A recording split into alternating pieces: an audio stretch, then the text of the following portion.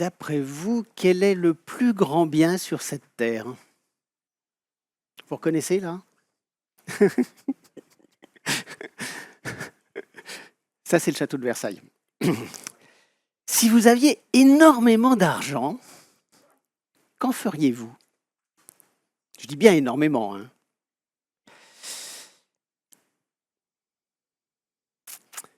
Je vous laisse la question et on se la reposera tout à l'heure. Alors bonjour, je m'appelle Didier, je suis ravi d'être avec vous ce matin à l'église protestante évangélique des Halles d'Amiens et soyez les bienvenus. Aujourd'hui, je vous propose d'aborder deux qualités qui me semblent vraiment essentielles pour un chrétien, dont on ne parle pas trop souvent, la redevabilité et l'enseignabilité. Je me suis même demandé si les mots existaient. Je crois que oui, mais j'ai du mal à trouver une définition. Être redevable et être enseignable. En gros, être capable de réaliser, avec humilité, que nous sommes redevables de tout ce que nous sommes et aussi de tout ce que nous avons. Et être enseignable, c'est-à-dire capable d'accepter de recevoir des avis, accepter que nous avons des choses à apprendre, quel que soit notre âge, quelle que soit notre qualification. Alors, inutile de préciser que je suis le premier à être confronté à ces deux concepts. Donc, on passe là-dessus, ça soutient tout l'exposé. Alors, je vous propose d'aborder ce sujet suivant ce plan.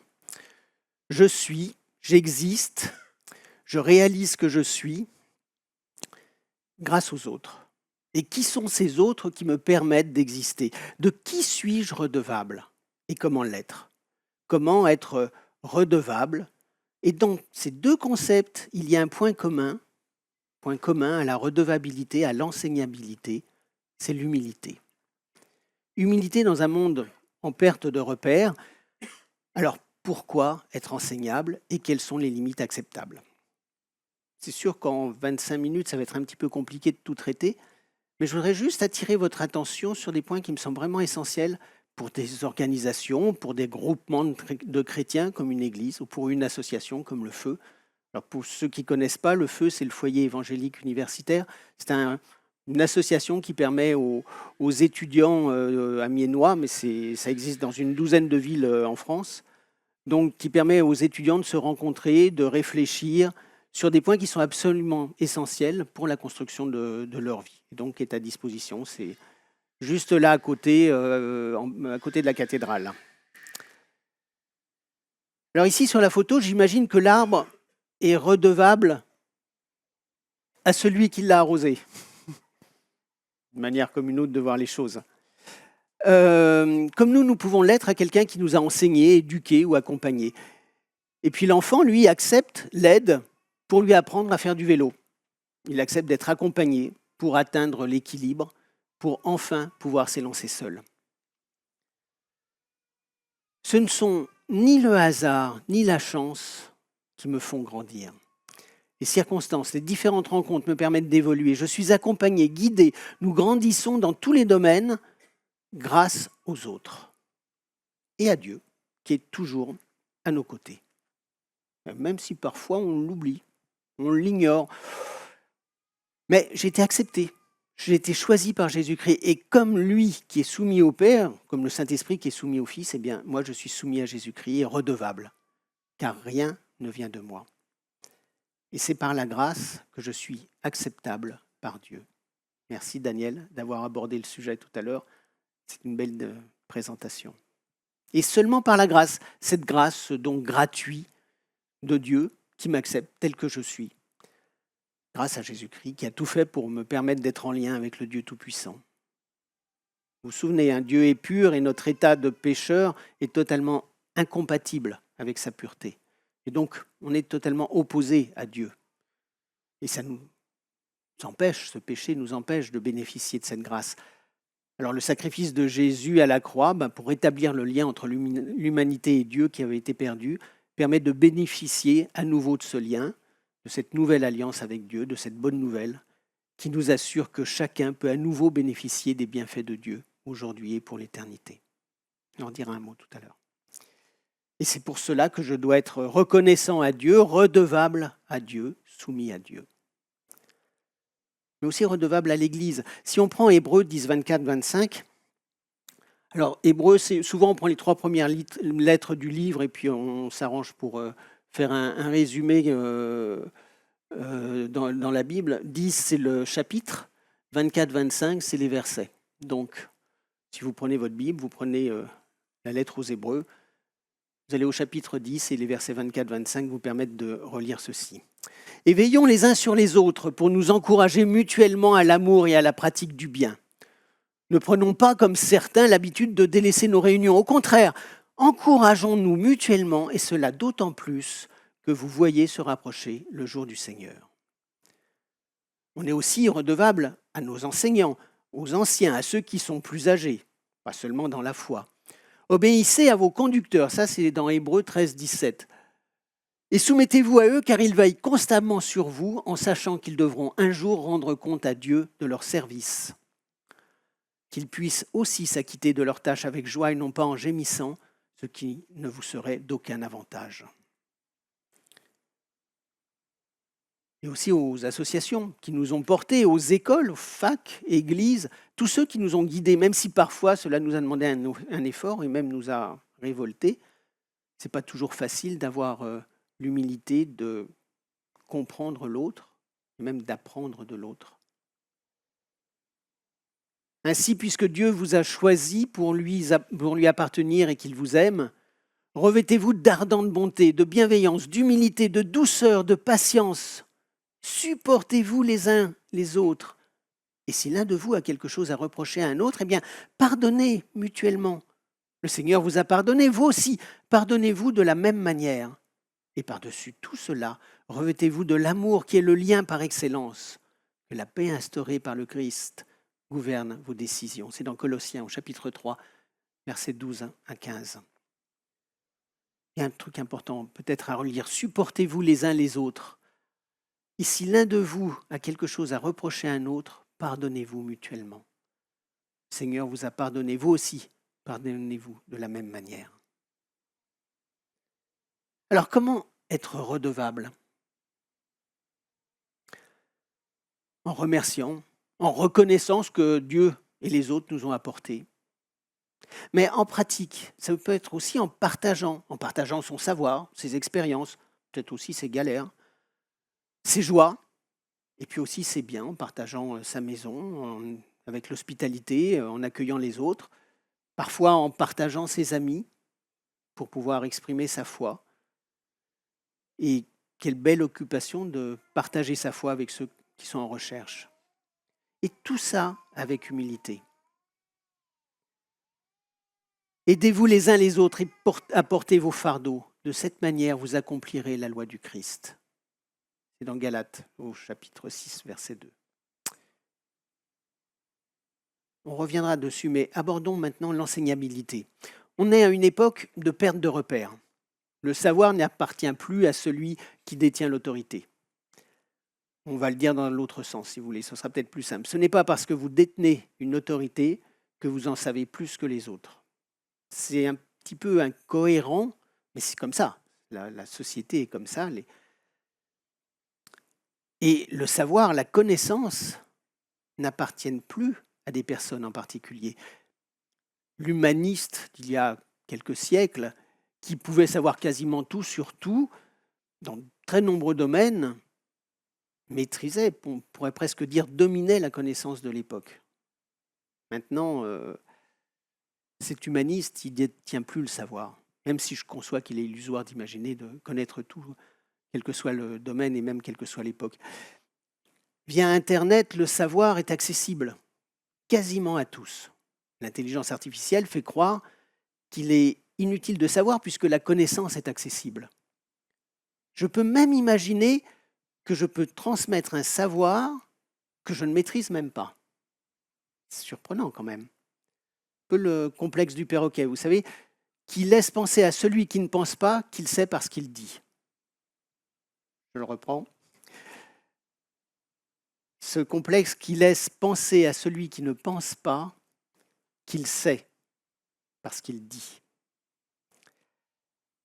Le sachant, le savant, c'est plus un référent. Celui qui saura aura toujours un amuseur qui essaiera de le coller, de le déprécier ou de le critiquer. Ça marche à tous les coups.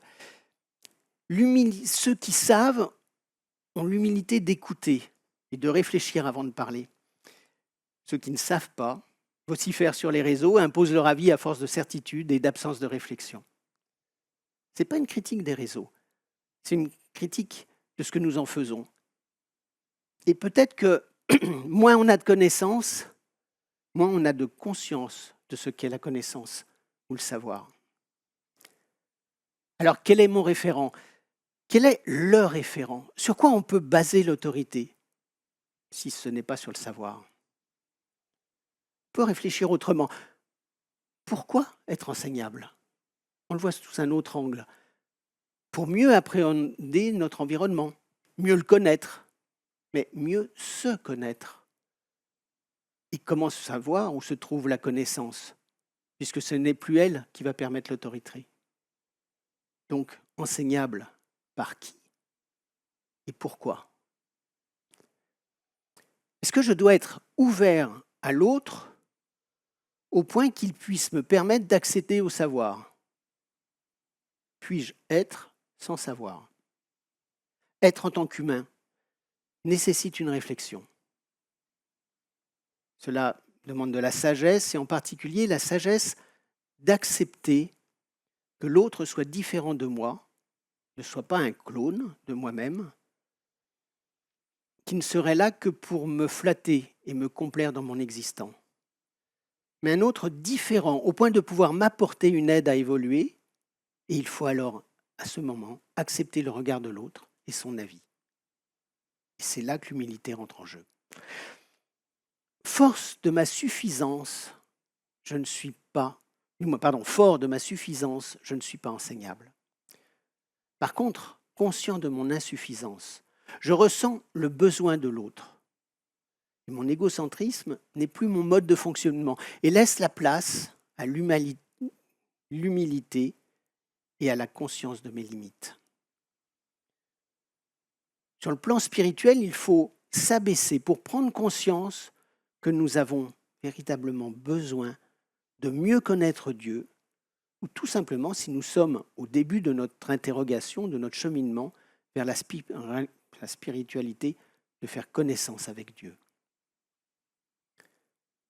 Psaume 25, verset 4. Éternel, fais-moi connaître tes voies, enseigne-moi tes sentiers, conduis-moi dans ta vérité et instruis-moi, car tu es le Dieu de mon salut. Je m'attends à toi chaque jour. Mais quelles sont les limites à mon enseignabilité ? L'orgueil, sans doute, ne pas avoir conscience de son besoin, ne pas oser en avoir conscience, peut-être par peur de l'inconnu, celui qui nous manque depuis tellement longtemps que l'on ne souhaite pas y accéder, tout en sachant que c'est la voie, le chemin sur lequel je dois m'engager. Et puis, de toute manière, puisque je peux accéder facilement au savoir, pourquoi m'imposer à réfléchir ? Franchement, à réfléchir sur ce qui me dérange, c'est pas génial, ça me sort de ma zone. Il y a quelques années, j'aurais dit de confort, un peu trop à la mode, je dirais plutôt ma zone d'ignorance. Je suis bien dedans. Est-ce qu'on n'est pas persuadé que notre expérience nous suffit ? Nous avons tous, quels que soient nos âges d'ailleurs, eu des situations difficiles à vivre. Et nous en sommes sortis, plus ou moins vacillants peut-être, mais nous en sommes sortis. Alors pourquoi se prendre la tête ? Parce que c'est vrai que je l'aime bien, mon égocentrisme. Je vous l'avoue, lui au moins, il sait me réconforter, il sait me comprendre, il sait m'excuser, me plaindre. Il a toujours de quoi trouver un bon prétexte à ma paresse. Il me caresse dans le sens du poil et il me rassure. Alors, surtout, ne venez pas me déranger. Ne venez pas m'apprendre quelque chose. Qu'est-ce que vous voulez m'enseigner qui ne soit pas dans le sens de la facilité, de ma facilité ? Surtout, venez pas me déranger. Non. Mais alors, de qui suis-je redevable ?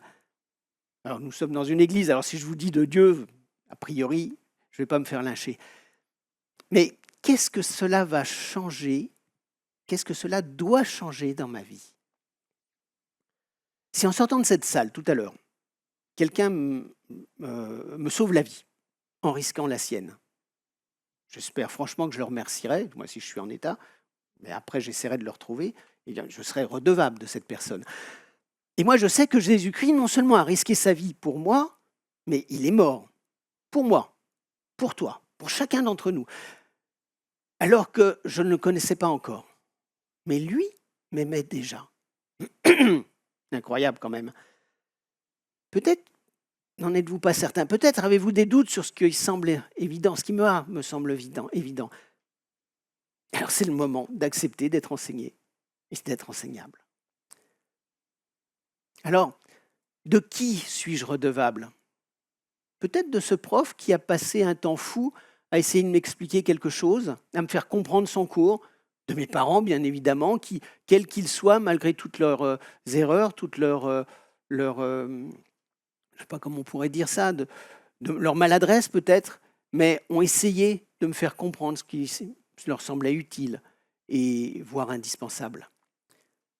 On est aussi redevable de notre société qui nous permet d'être soignés, par exemple, quasiment quels que soient nos revenus, et pour la plus grande majorité d'entre nous, qui nous permet de subvenir à nos besoins, en tout cas nos besoins essentiels et même parfois bien au-delà. Alors, comptons, réalisons, acceptons que nous sommes redevables de tellement de personnes, d'institutions.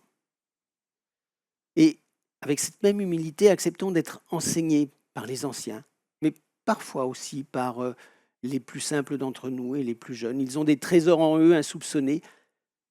Acceptons aussi d'être enseignés car le vernis que représente ma connaissance est dérisoire quand on le met à côté de l'essentiel.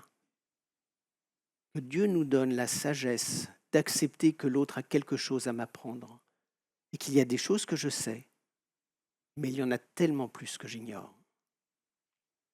Dans le psaume 77, dans les versets 12 et 13, il est écrit « Je me souviendrai des actions de l'Éternel. Oui, je désire rappeler tes miracles d'antan. Je veux méditer sur tes œuvres et réfléchir à tes exploits remarquables. Dieu, ta manière d'agir est sainte. Quel Dieu est aussi puissant que notre Dieu? Car tu es le Dieu des prodiges, tu as manifesté ta force parmi les nations. »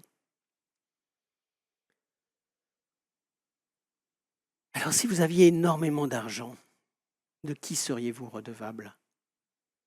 Riche de l'amour de Dieu, nous lui devons tout ce que nous sommes et tout ce que nous avons. C'est Jésus qui parle juste avant de monter au ciel. Ce sont ses derniers mots, ils sont essentiels. Et il leur dit, Jésus leur dit aux apôtres qui l'entouraient, « Allez dans le monde entier, annoncez la bonne nouvelle à tous les hommes. Celui qui croira et sera baptisé sera sauvé. Mais, celui qui ne croira pas sera condamné. » Alors, allons enseigner, annoncer la bonne nouvelle, celle de Jésus qui nous permet d'accéder à Dieu le Père, celle du pardon et du bonheur éternel avec Dieu, grâce à Jésus-Christ. Pour ceux qui croiront, attention, il y a aussi une mauvaise nouvelle, une nouvelle catastrophique. Celui qui ne croira pas sera condamné. Soit vous êtes avec Jésus, soit vous êtes contre. Il n'y a pas d'intermédiaire. Alors, souvenez-vous des miracles de Dieu. Rappelez-vous de tout ce que Dieu a fait, notamment pour vous, pour chacun d'entre vous, dans votre vie. Dieu a obligatoirement fait plein de choses. Et réfléchissez à sa puissance, à notre redevabilité, à notre probable insouciance devant l'essentiel. Laissons-nous enseigner, même si on le sait, laissons-nous rappeler par nos frères combien Dieu est grand et combien il est bon. Prions pour que Dieu nous montre ce qu'il attend de nous et laissons-nous instruire pour apprendre sa vérité, la vérité. Et n'oublions pas que nous sommes totalement redevables à Dieu pour tout ce que nous sommes et tout ce que nous avons. Alors avant une courte prière, on prendra une minute pour réfléchir à comment je vais me laisser enseigner en quoi je suis redevable. Alors redevable à Dieu, bien sûr, mais aussi à tous ceux qui nous ont accompagnés dans nos galères ou tout simplement dans notre vie. On se prend une minute, on y réfléchit. voudrais juste vous dire, qu'est-ce que ça va changer dans votre vie en sortant tout à l'heure? Qu'est-ce que ça va changer dans votre vie cette semaine? En quoi cette redevabilité, cette enseignabilité peut avoir une incidence sur chacun d'entre nous? Je te loue, Seigneur, pour tout ce que tu as fait pour nous, parce que tu as compris combien nous étions perdus sans toi, et que grâce à Jésus-Christ, une nouvelle alliance s'est créée, et tu nous as permis d'accéder à ton royaume. Merci Seigneur, parce que dans notre état de pécheur, à part quelques satisfactions éphémères et superficielles, il y avait un manque. Rien ne pouvait accéder à un véritable bonheur, et tu nous l'apportes. Peut-être pas tout de suite.